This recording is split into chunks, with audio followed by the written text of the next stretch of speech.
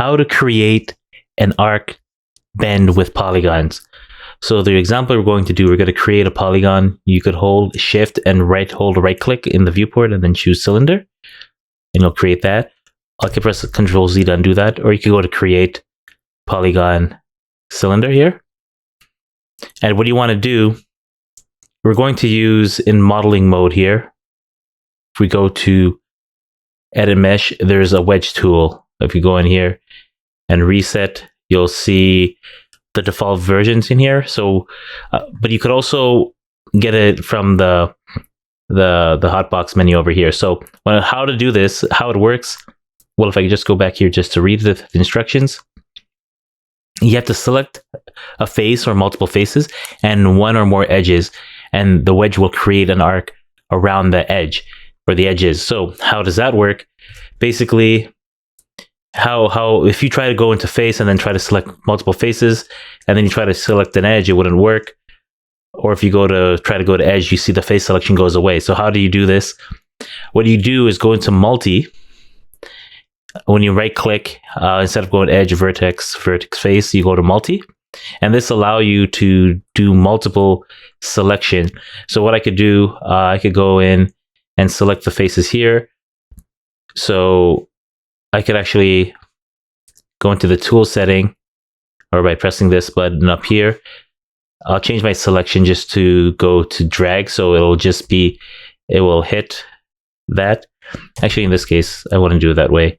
I'll take it back to marquee. I'll just do it manually. So right click, choose multi, and I could choose the faces I want here. So you have to highlight over the face so it is selected. I'll just do it manually here. I selected an edge.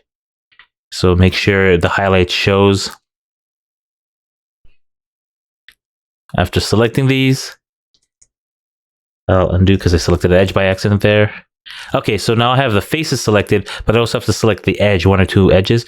I'm going to highlight Control Shift, holding those buttons down, and then click on the edges where it's highlighted. And now for it to work, what I'm going to do, you could either press wedge face here, or you could shift right click and choose wedge face, and that'll be the same menu up here. You could choose the options. If I do that, you'll see that it will actually wedge the face right there. So that's, and you see it actually has the wedge face information of the node there. One of the problems is you see that it comes from one certain spot, but here you could change the angle of what you want to do, and even the subdivision as well. So you could go like that and change the angle. Another thing you could do, if I undo all this stuff, one thing, well, actually, let me redo it. Control Y and copy into the redo. One thing you'll notice here that it all comes from one certain point because that's where the edge is. What you could also do, undo this stuff. First, what you could do, I could just go to regular edge mode, right click and choose edge, shift select these edges. And if you go to move and press W or go to the move manipulator, hold shift and drag one of the edges, you're actually going to be extruding like this. And that will work out here. And then what you could do with that is from the extrude, if we go into the extrude over here, should have division. I could actually, it's going out. Let me redo that. Press enter or press W to get out of the extrude. So in the poly extrude, you should have a division section here. It's not actually breaking out. Control Y, press enter. Oh, I'll just do this another way. So if I'll right click, I could, I'll turn on the wireframe over here. I could select edges, and if you select the edges and hold right click and the control button, you'll have this marking menu. You could go to edge ring select, and then there you have three other options. You could go to edge ring split, and that will split an edge ring there. So with that being said, as long as it's not touching, what you can then do, go back to my multi face, and I could again go in, Control Shift, and select the face itself. I'll go no more near the bottom so it actually highlights the face and not the edges. I'll select these.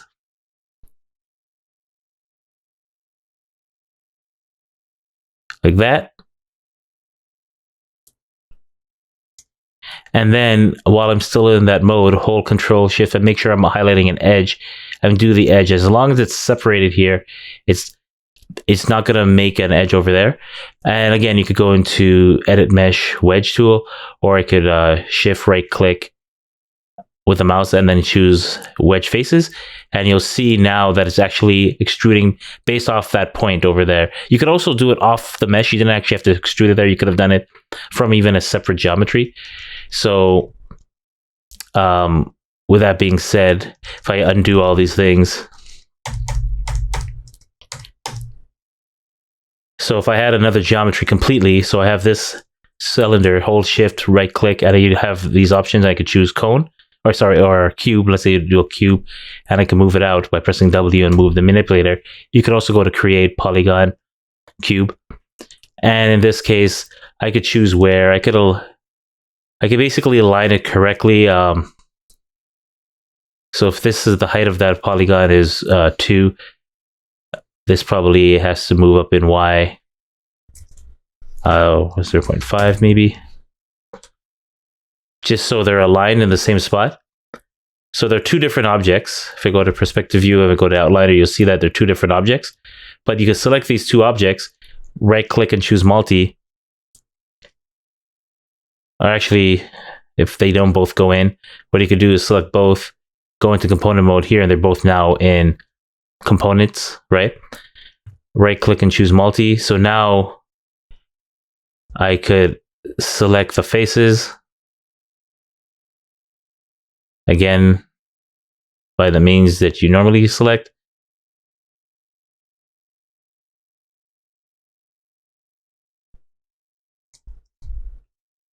By again holding Control Shift and then left clicking. And then while I'm still in multi mode, I'll choose this edge, Control Shift, highlight, hover over the edge and left click on it. So now I have faces and edge selected. I'll this time go through the menu, Edit, Mesh, Wedge, and now you have that out here. So that edge is usually used as a guide to figure out pretty much like the radius of which to go, and you could choose your subdivision by moving these, or the angle. Sometimes if it's in the incorrect angle, you have to go in negative. If it ever gets created and it looks like this, just try going the other direction. And this is how you use the Wedge tool.